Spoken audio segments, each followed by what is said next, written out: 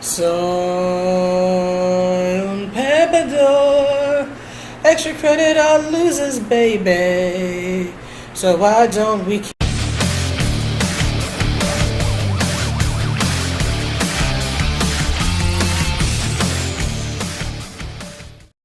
Hello everyone, this is G from NYC again. I'm back with another video. So first up, I'd like to welcome everybody back to the channel, whether it's your first time, your 30th time. I'm happy to have you, and I hope you continue to enjoy the content. So the content for tonight's I should say, video, it's almost 10 o'clock here in NYC, is extra credits. They're not a channel that I follow too often, but they've made a video called Stop Normalizing Nazis, but provide no proof of how video games normalize Nazis. Now, to sum up the video, what the video seems to take issue with is World War II shooters that, according to the video, somehow equal, or they make the Allies and the Nazis, or the Allies and the Axis power, somehow morally equivalent. Keep in mind, the game never, or rather the video I should say, never actually provides any examples of World War II shooter video games that do this, which gives me cause for concern, because while I'm a gamer and I've played many a game in my life, shooters were never my video game. They were never my bag. The closest I've ever played to a shooter is Metal Gear Solid. And those games.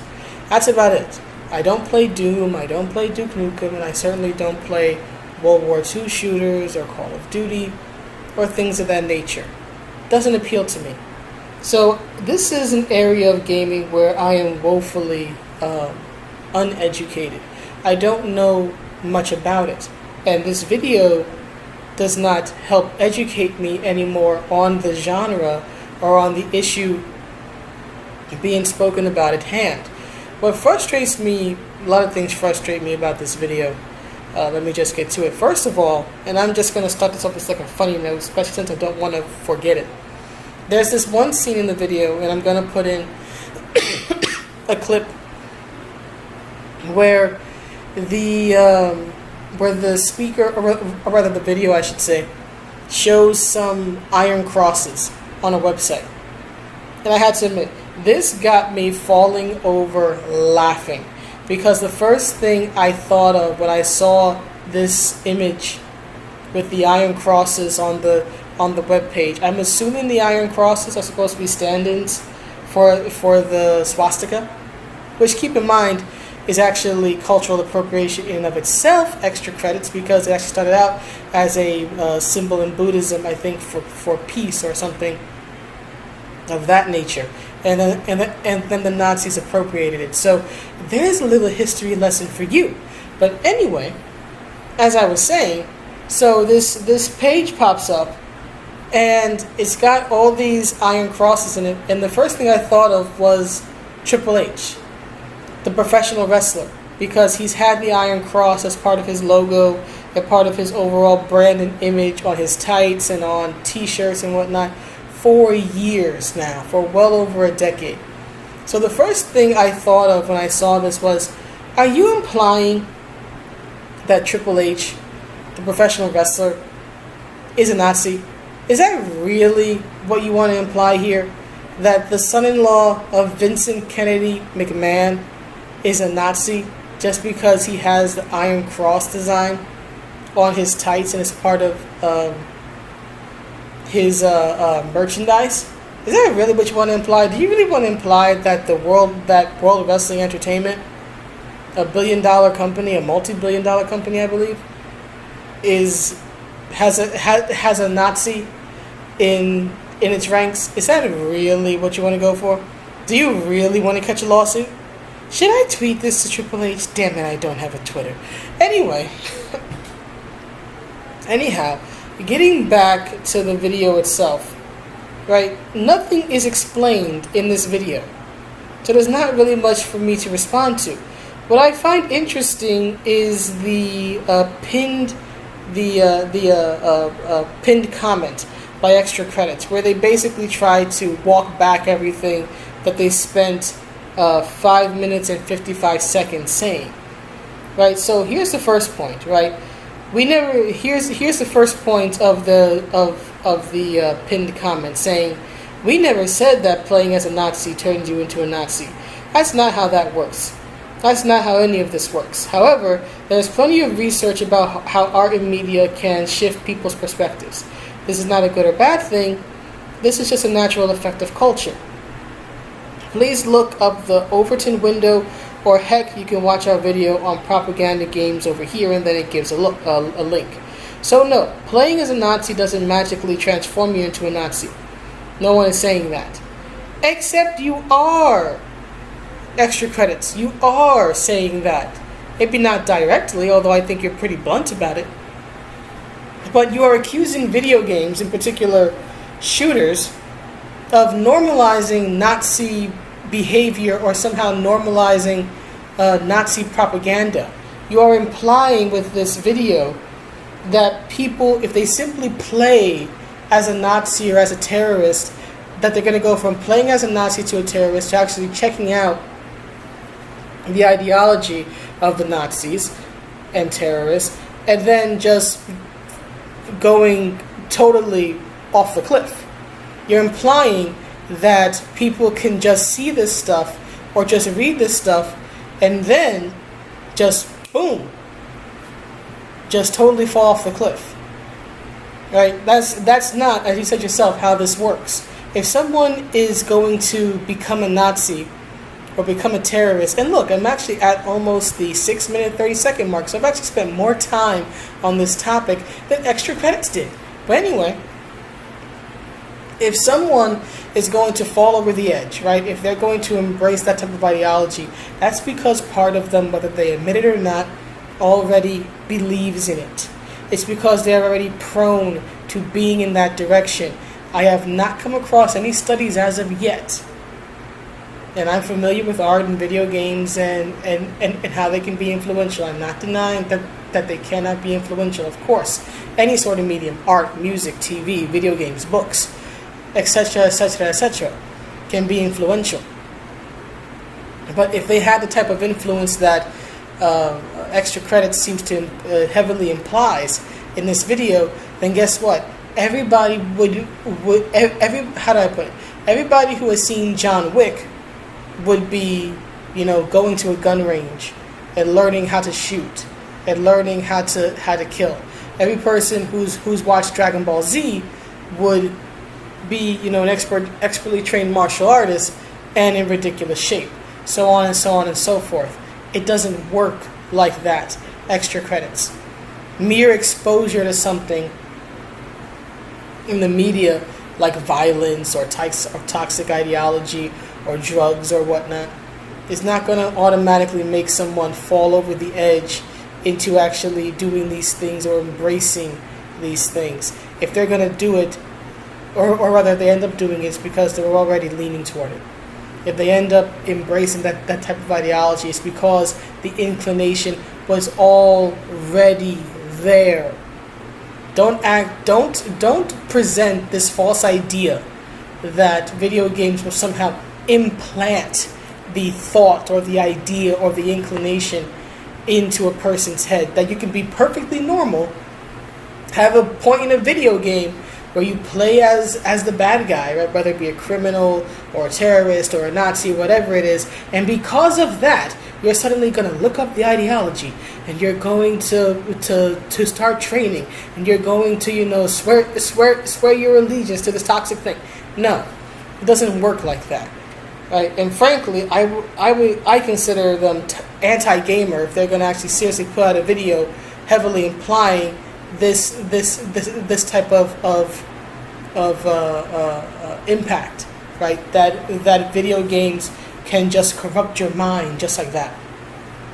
So that's my response to their first point, right? Especially since they mention how there's research about how art and media can shift people's perspectives. First of all, that can go both ways. Art and media can shift your perspective to a degree, right? Either pro or con something, right? Go against it, you can go toward it. But Right. The other thing I wanted to mention is that they mention research, but they don't link to one article. They don't link to one study. If you're going to start mentioning, if you basically, as the prosecution in this case, in my opinion, right, as the one making the accusations that video games are capable of this sort of impact, right, that they can corrupt a person's mind just by exposing them to something, you are making an accusation. If you're going to make that accusation, you better get in the ring and you better prove it. You say that there's studies about art and media and research? Present it. Present it. Show me the proof. Show me the evidence that what you say is true. Extra Credits does not do that here. And that to me makes their entire claim in their entire video incredibly suspect. Number 2. Here's their second point in the pinned comment.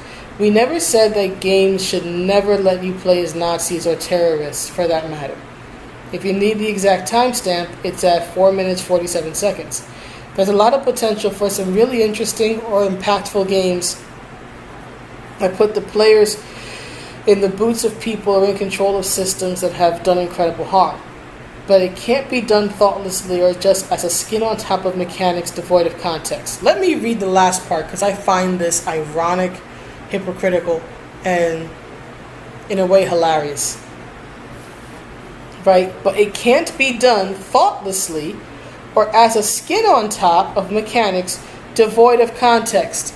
Extra Credits. This entire video that you couldn't even be bothered to spend a full 6 minutes on is entirely devoid of context. You don't explain one video game that does this. You hardly give any examples of it. You think you keep things vague as much as you can. You only mention one video game, which is Rainbow Siege, which you hold up as a video game that doesn't do these things. You give me as a viewer, especially as a viewer who is not familiar with the World War II shooter genre, no means of comparison. I have no touchstone. I have no base of knowledge to refer and to compare and contrast to. And I think you know that. I think you know that a good number of your viewers are not going to be familiar with this genre. And that's why I think you're being incredibly vague. You are trying to sell me a bridge. You are trying to sell me a lie. Extra Credits. I'm not buying. I'm not buying. Prove your case. Don't tell me that these type of video games can just magically make me want to be a terrorist. Prove it to me. You say you have proof. You say you have data and studies and all and research. Prove it. Give it to me. Show me. Show us all. Gonna post this on YouTube in a public forum. Show us. Get in the ring. Present your evidence for the jury and for the other masses to see, right? If this is a jury of your peers, show them what you've got. Right, so I just find that hilarious that he's going to talk about how that this type of thing, which they accuse some certain types of certain video games of just being devoid of context and not making any moral difference between the Nazis or whatnot and the Axis powers, right, or the Axis and the Allies, I should say, but doesn't give examples and it's completely devoid of context. This sounds to me like projection 101. And I want to be clear. First of all, while I seriously now question Extra Credits' claim of being pro-gamer, right, because games matter, I will say this much. This is not the first time I have heard such alarmist statements. I've been hearing this in one way or another since I was a little kid, right? When I was a wee child in the early 1990s, right, it was politicians who were concerned about violence in video games, right? They were scared by Mortal Kombat. They were scared that simply exposing children to violence right? Keep in mind there was plenty of violence on TV at that time, right? There were shows like NYPD Blue and whatnot, but they were concerned that simply exposing kids to violence could make them violent, right? That we would just magically learn martial arts from seeing, stiff digitized video game avatars do it. I heard this in the mid and late 90s when games like Metal Gear Solid became popular, when the action spy genre became popular, and people became concerned that these type of video games could teach you how to fire a weapon. They can't. A rumble pack controller does not replicate the weight of a gun. It doesn't replicate the kickback or anything of that nature. You cannot learn how to fire a gun, right, just because you play a video game. Right? You may learn a little bit about weaponry, different types of guns. I probably know about the FAMAS rifle because I came across it in Metal Gear, but doesn't mean I know how to fire it. You're not going to magically learn these things just by playing a video game. I played Mortal Kombat all the time growing up. I didn't become a champion martial artist. Right? I certainly couldn't fight to protect Earth, I can tell you that.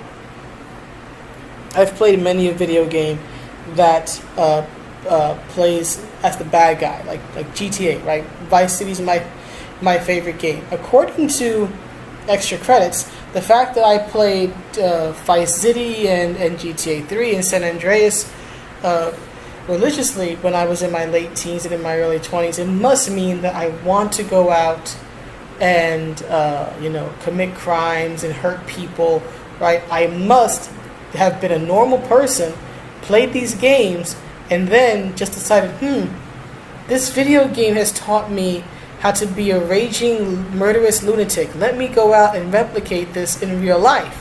No, it didn't.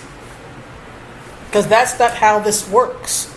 Again, as I said earlier, if someone's if someone's going to go there, it's not because a video game pushed them there. It's because they were already there.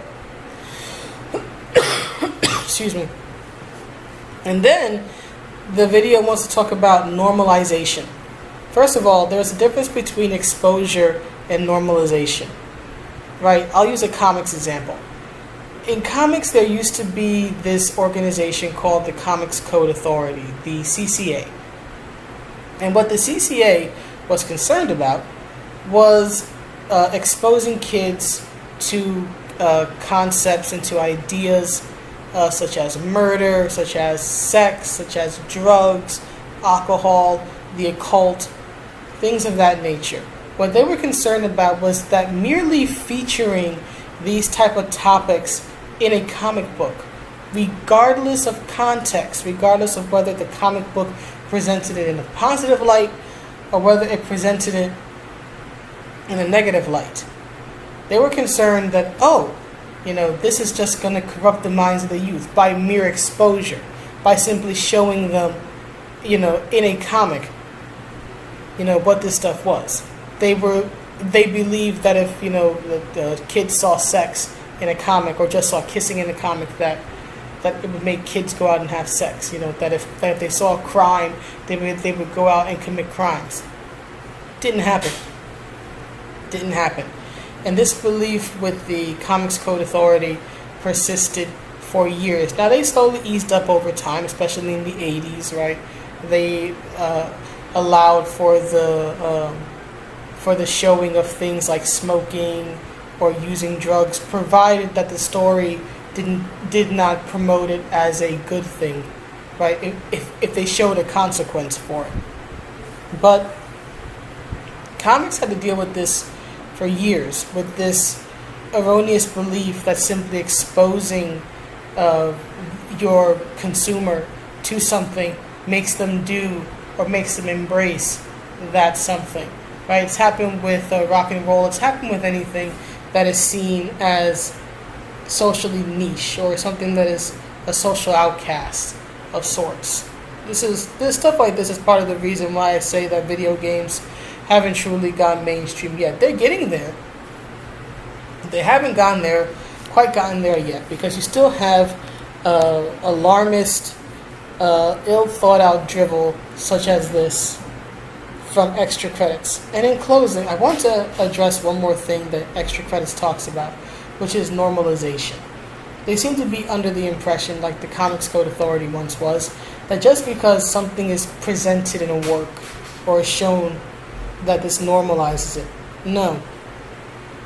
That's not what normalizes it. Simply showing something does not normalize it. You know what normalizes something? When people, when a mass of people, when a country, when a city, when a society says something is normal. As I was saying, what normalizes something, a behavior, a group of people, whatever it is when a society, a large group, right, embrace it and say that it's okay and treat it as a good and fine and acceptable thing. It's when something that was socially unacceptable becomes socially acceptable. I'll use an example, and I'm going to be clear, I'm just using this as an example, it's not a moral judgment. Marijuana, right? Marijuana is probably going to be legalized soon in New York City. And you want to know why? Because it's been legalized in other parts of the U.S. and because the overall social view toward marijuana in America, right, has been moving. It's been moving for probably as long as I've been alive, so 30 plus years. But over that time, it's been moving from this social ill, this gateway drug, to now being seen as more of a recreational drug, right? General society, at least in New York City, is not viewing marijuana as this thing to fear anymore. Now, are there detractors? Of course, there always will be. But the overwhelming public consensus is that this is not a worrisome thing anymore. That it's not the big, scary gateway drug. Right? That it's that it's recreational, and that there's no point in throwing people in jail for a bad habit. It's basically the direction that, at least here in America, American society seems to be moving in. And guess what? Our legal policies, right? What the politicians push for. This is a big thing too. Government acceptance, and the government making it legal, right, and permissible, right? The government, whether it be city, state, federal, right, has been leaning more and more over the years toward legalizing marijuana. And as a result, the politicians here in New York, in particular the mayor and the governor, are now moving ever closer to legalizing marijuana. That is normalization. When the city government and the state government moves towards something that was once considered socially unacceptable and something to be scared of, when they consider it now something that can be permitted and allowable, when millions of people, right, come together and say, or collectively speaking, there'll always be detractors, but when a group, when a society comes together and says, this thing that we once said was socially bad is now socially good, that is normalization. Simply exposing somebody to something, simply acknowledging that something exists, that drugs exist, that violence exists, that sex exists, whatever it is, right? That's not normalizing. That's acknowledging that something indeed does exist. Now, call me, let me know when the government starts embracing true Nazi ideology, when they start saying that it's okay to be a skinhead or a neo-Nazi or anything of that nature. When the city and state government or the federal government starts doing that, then yes, I'll say it's normalized. Until then, no. So, in closing, all I have to say is, take this L, extra credits, take this L. Okay?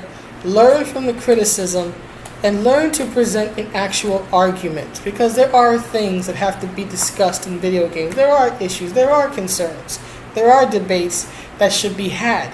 But when you put out meaningless, vague, alarmist drivel like this, you don't start conversations, you start fights. What's your goal here, Extra Credits? To be the next Anita Sarkeesian? Is that what you want to do? Is that what you want to be? The next Anita? I don't think so. Look at where she is now. She broke. If you don't want to be broke, don't make stupid videos like this. So that's it. That's all I've got to say about it. I spent more time critiquing Extra Credits than Extra Credits spent on this don't normalize Nazis video. So anyway, that's the vid. Let me know what you think, and I will see you maybe later, maybe tomorrow. Well, who knows? But anyway, have a good evening. Have a good evening or morning, everybody. Bye.